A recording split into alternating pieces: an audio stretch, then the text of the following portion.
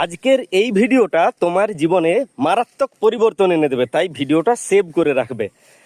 একজন জনপ্রিয় বাস্কেটবল প্লেয়ারকে কম্পিটিশনে নিয়ে আসা হয় একটি সাধারণ মেয়ের সঙ্গে। দুজনেই থ্রো করবে, কার কটা বল বাস্কেটের ভেতরে ঢোকে এটা দেখা হবে। প্রথমে যিনি চ্যাম্পিয়ন তাকে থ্রো করতে বলা হয় 10টার ভেতরে, তিনি 9টা বাস্কেটের ভেতরে ভরে দেন, উনি চ্যাম্পিয়ন, স্বাভাবিক। আর সাধারণ মেয়েটিকে যখন থ্রো করতে বলা হয় সে একটা বলও ভরতে পারে না। এরপরেই আসল টুইস্ট, দুজনের চোখ বেঁধে দেওয়া হয়, দুজনকে থ্রো করতে বলা হয়। যিনি চ্যাম্পিয়ন বাস্কেটবল প্লেয়ার তিনি থ্রো করছেন, বল বাস্কেটের ভেতরে ঢুকছে, কিন্তু কেউ হাততালি দিচ্ছে না, কেউ শাবাশি দিচ্ছে না, সবাই পিন ড্রপ সাইলেন্স। এদিকে ওই সাধারণ মেয়েটি যখন থ্রো করছে, বল বাস্কেটে ঢুকছে না, তাও সবাই হাততালি দিচ্ছে।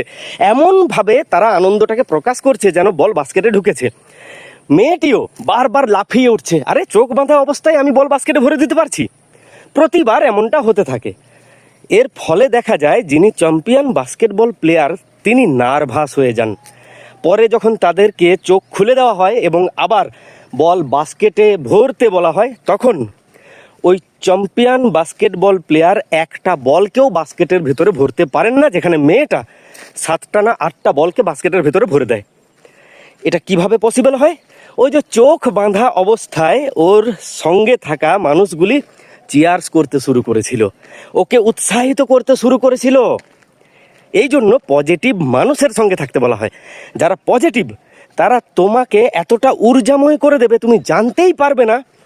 তুমি তোমার দ্বারা যে কাজটা হয়তো কোনোদিন হতো না, সেটা তুমি এইরকমভাবে করে দেবে। চিরদিন পজিটিভ মানুষের সঙ্গে থাকো, যারা নেগেটিভ তাদের থেকে দূরে থাকো। বরাবর দেখবে জয়ের গল্পটা তুমি লিখবে।